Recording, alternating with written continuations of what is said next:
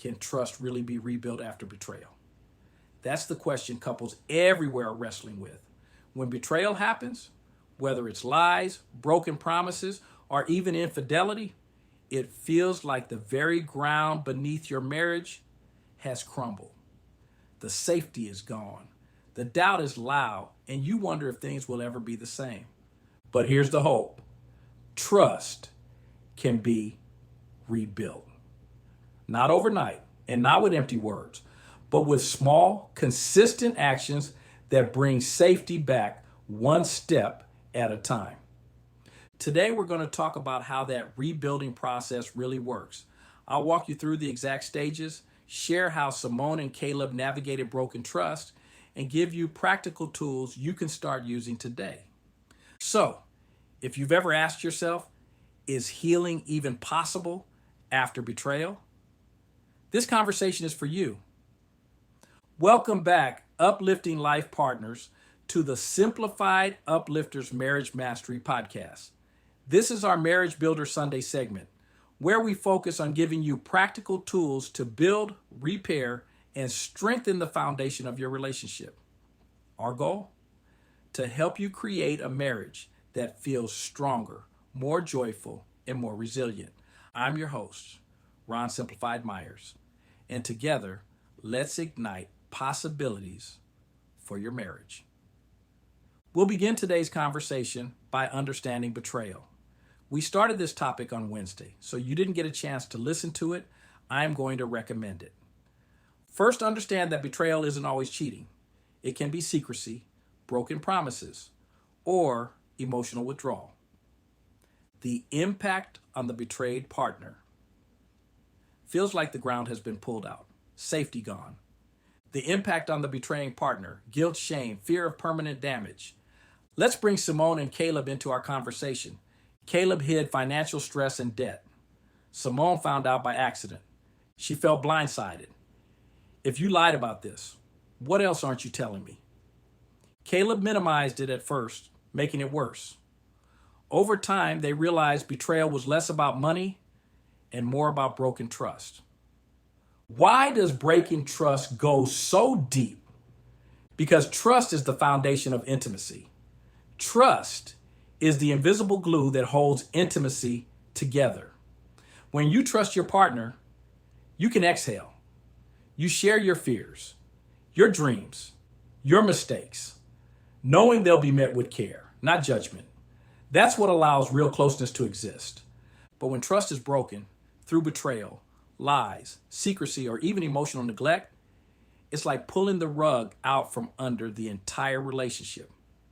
Suddenly, what used to feel safe now feels dangerous. What used to be effortless now feels like walking on eggshells. We must realize that when trust shatters, the relationship doesn't just lose safety, it loses its home base. And without that base, love feels like it's trying to grow in thin air. Another reason why trust being broken goes so deep is because of the emotional climate created after the betrayal. The atmosphere of the relationship changes. The betrayed partner often becomes constantly guarded, constantly scanning for clues, inconsistencies, or warning signs. It's not paranoia, it's protection. You'll see doubt replacing ease, distance replacing closeness, and fear of recurrence replacing joy. The betrayed spouse may start asking more questions, checking details, or withdrawing emotionally. Meanwhile, the partner who broke trust often feels defensive or ashamed, saying things like, "I said I'm sorry. Why can't you just move on?" But healing trust isn't about one apology. It's about consistency, honesty, and emotional transparency over time. Simone discovered that Caleb had been secretly messaging a coworker. Nothing physical happened, but the emotional closeness felt like a punch to her gut. For her, the betrayal wasn't just the messages, it was realizing there was a side of him she didn't know existed.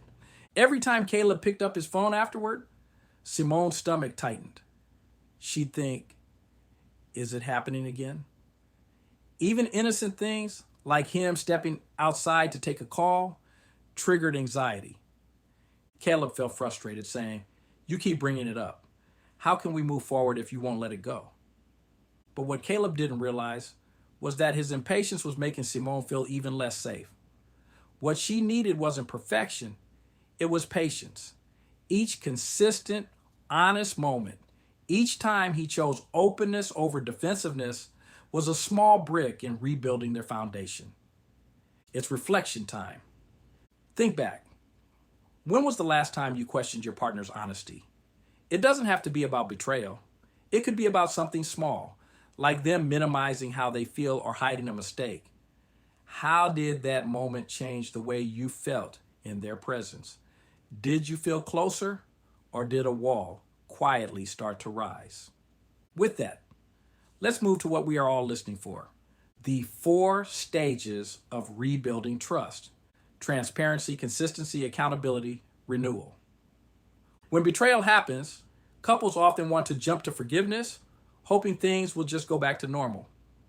But rebuilding trust isn't an event, it's a process.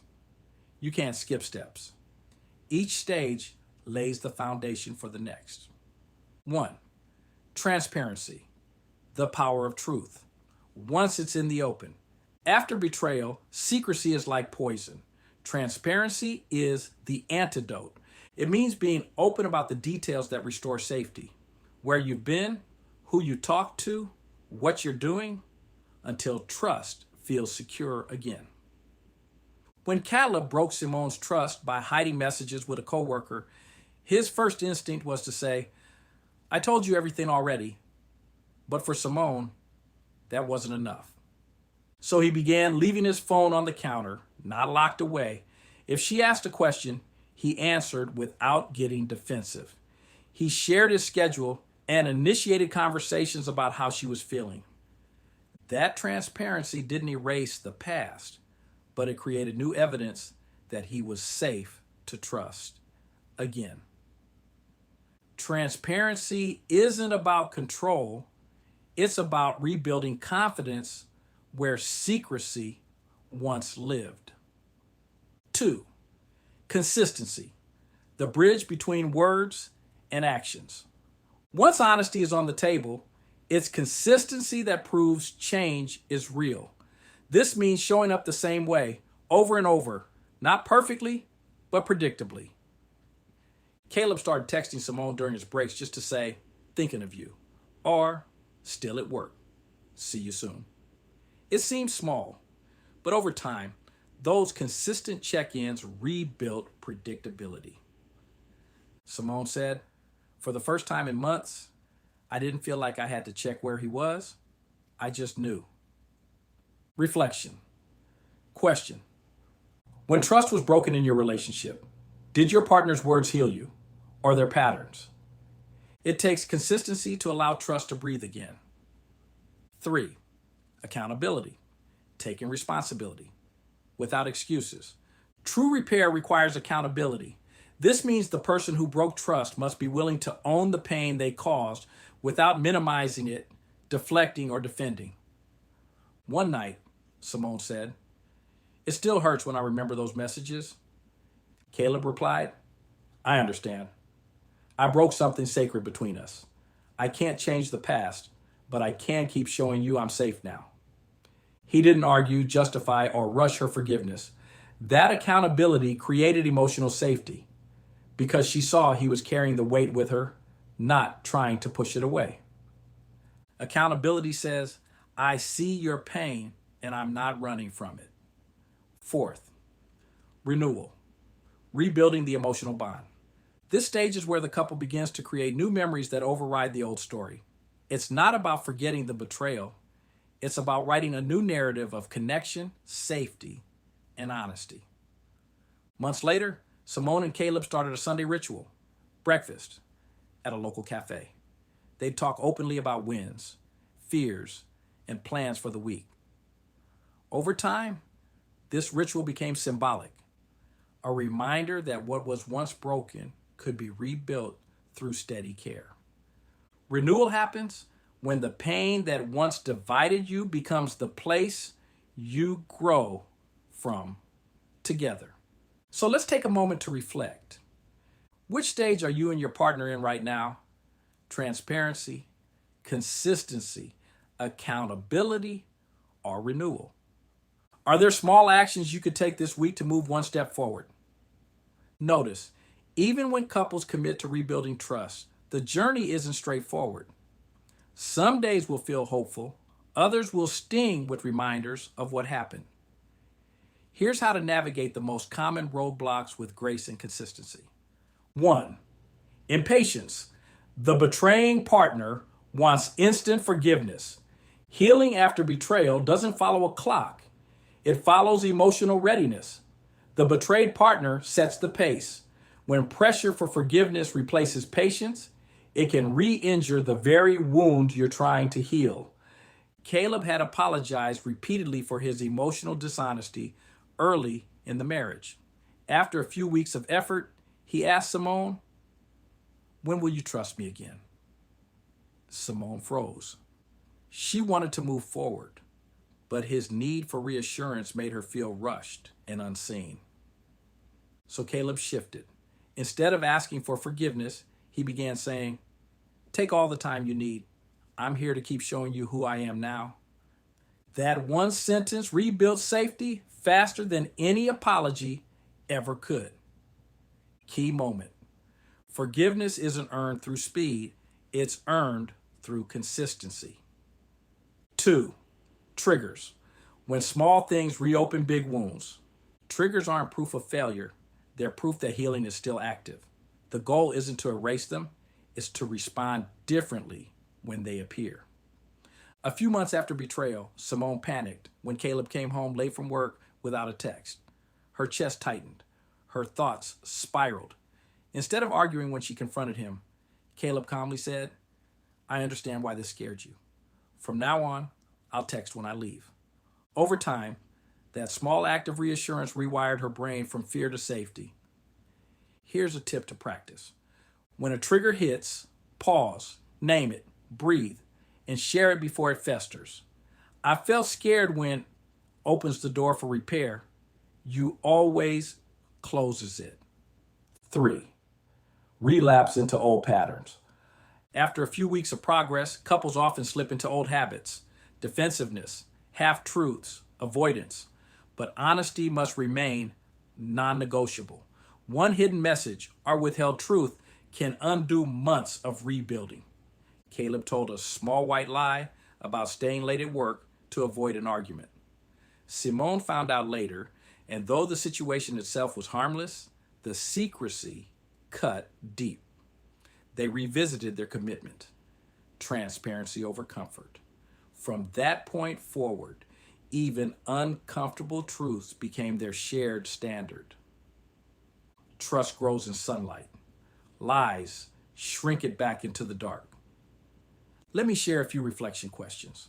Which of these roadblocks do you see in your own marriage? Impatience, triggers, or old patterns? What would sunlight look like in your relationship this week? More communication, small check-ins, or honest conversations about fears? I want to offer a few more reflection questions and a couple exercises that I would like you and your partner to commit to tonight. Reflection questions. Where do I still feel unsafe in our marriage? What consistent action from my spouse would help me heal? Where can I take accountability, not just apology? The couple exercise is for you to take about 10 minutes tonight and complete this exercise. Each partner writes 2 specific actions that would help them feel safe. Agree on one to start this week. Okay, today, we uncovered how betrayal breaks trust, but rebuilding is possible through transparency, consistency, and accountability. But don't stop here. The next podcast episode you'll want to listen to is Rebuilding Trust Starts With You: How to Heal After Betrayal, which was Wednesday's episode if you haven't already, where we'll dive into how healing starts with forgiving yourself first. Link is in the bio. Check it out now and keep the breakthroughs going. And for deeper tools, Simplified Uplifters app, and our inspirational apparel, check the links in the bio or visit simplifieduplifters.net. Remember, nurture your soul, protect your energy, be kind to yourself, and build the marriage of your dreams. Most importantly, you are extraordinary. Now go to the next podcast episode and let's keep building together.